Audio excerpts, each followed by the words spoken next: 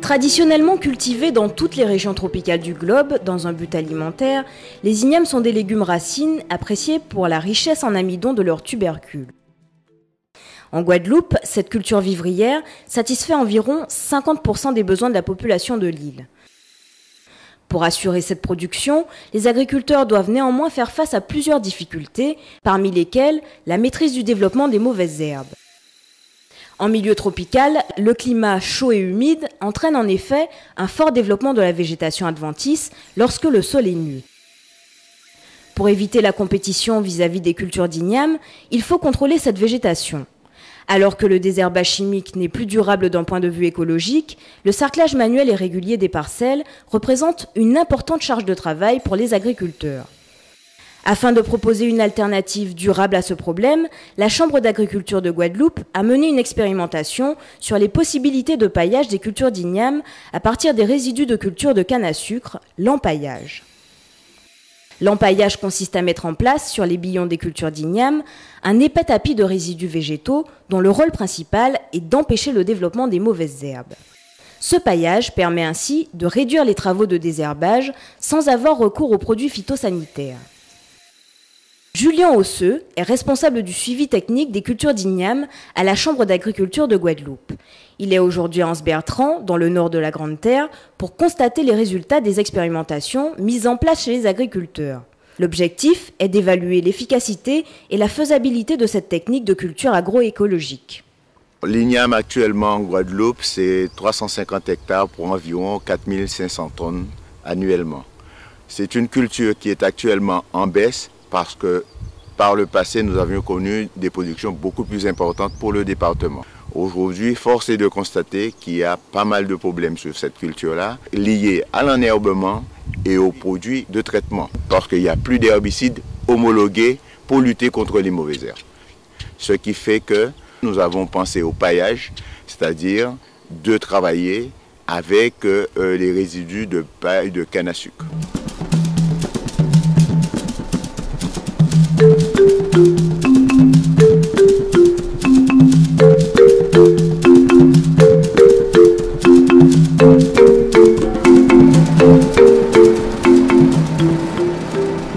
Alors c'est une belle récolte aujourd'hui?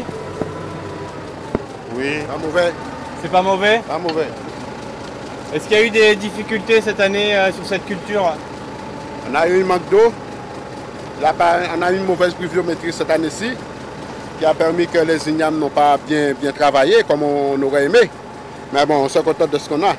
Est-ce qu'il y a eu beaucoup de mauvaises herbes? Non, avec le fait que nous faisons de l'empaillage, alors ça nous aide pour les mauvaises herbes, ça empêche que les mauvaises herbes y viennent. Et comme ça a une bonne couverture, alors on peut s'en tirer, quoi. On n'a pas trop de travail avec. L'empaillage, ça consiste à recouvrir le sol avec de la paille que nous récupérons après la récolte de la canne. En premier lieu, ça nous aide pour l'enherbement, ça empêche que l'herbe ne vienne pas trop vite. Ça garde la fraîcheur au niveau du sol. Et aussi, au moment de sa décomposition, ça emmène de la matière organique au niveau du sol et ça permet à l'igname de se développer convenablement. Historiquement, l'empaillage n'est pas une technique nouvelle, car elle est pratiquée depuis longtemps par les anciens, notamment dans le nord de la Grande Terre. Sa mise en place était néanmoins limitée aux jardins familiaux du fait de la pénibilité de la collecte des pailles sur les champs de canne. Cette dernière contrainte est désormais levée depuis que la CUMA de Morne-à-l'Eau s'est dotée d'une machine permettant de produire facilement et rapidement des bottes de paille de 25 kg. Tout commence à la récolte de la canne à sucre. Chaque année, 14 000 hectares de canne sont récoltés en Guadeloupe pour produire du sucre et du rhum. Les machines de coupe de la canne libèrent au cours de leur travail une importante quantité de FAN, c'est-à-dire les résidus de feuilles de canne à sucre qui ne sont pas utilisés par les usines sucrières et rhummières.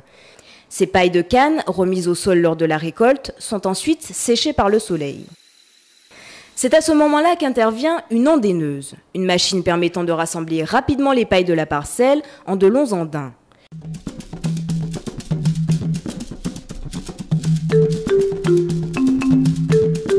Une deuxième machine peut alors intervenir sur la parcelle pour fabriquer des bottes de paille de 25 kg.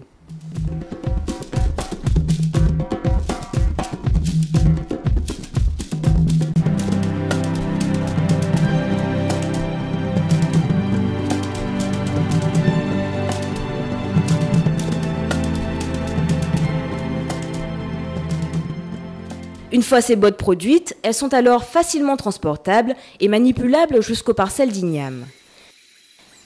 Les agriculteurs peuvent alors répandre ces pailles sur les billons juste après la levée des premières plantules d'igname.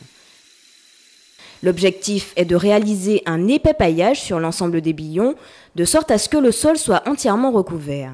Ce paillage 100% naturel empêche ainsi la croissance des mauvaises herbes tout au long du cycle de l'igname, de la plantation à la récolte. Une balle nous permet d'avoir une couverture de l'ordre de 5 à 8 mètres carrés. Alors, l'objet de cette expérimentation, le volet économique et le volet agronomique. Le comportement de la plante en fonction du paillage, mais aussi est-ce que ça nous permettra de gagner en matière de coût de revient pour encore alléger le prix de l'igname sur le marché.